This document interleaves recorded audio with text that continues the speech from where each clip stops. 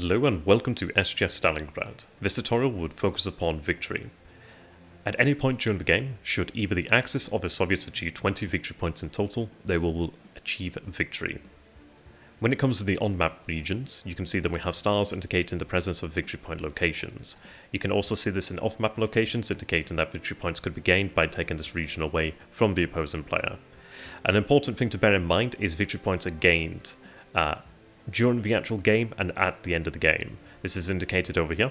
Now, for example, we can see when this region is conquered, we gain 0 victory points, but at the end of the game, this is worth 2 victory points. This is due to it being on the coast. Coastal provinces and regions and tiles are worth more at the end of the game as it approximates control of the River Volga.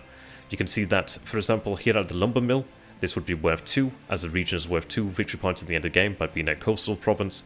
But you can see that we have a lumber mill over here.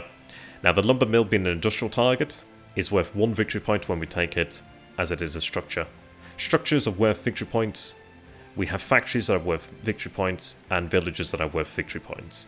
As you can see here at the end of the game, it would be worth 2 victory points. The grain elevator also illustrates this, being worth 1 victory point upon capture and worth 2 victory points at the end of the game. The food combine itself also worth 2, as it is a coastal province. We can also go ahead and show this in another region. For example, over here, you can see that we have the region itself, and there's no victory points here. However, the village itself is worth 1 victory point at the end of the game. Over here at the Red October factory, you can see that the Red October here is worth 1 victory point. At the end of the game, it is worth 3 victory points.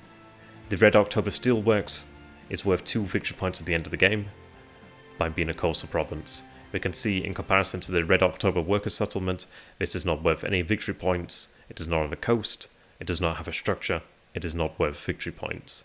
So always aim to take the coastal regions, as at the end of the game they will gain you quite a hefty amount.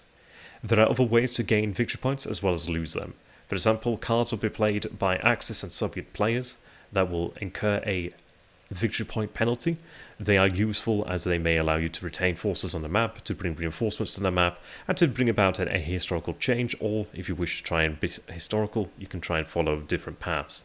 But they will incur a cost, or they may indeed provide a victory point boost. Either way, whichever player reaches 50 at the end of the game will achieve victory. There are other conditions, such as the elimination of a Soviet commander by the Axis forces, which will gain the Axis victory points and lose a Soviet player victory points. Do bear that in mind when you are playing SGS Stalingrad, and do have fun and earn your victory. Thank you and goodbye.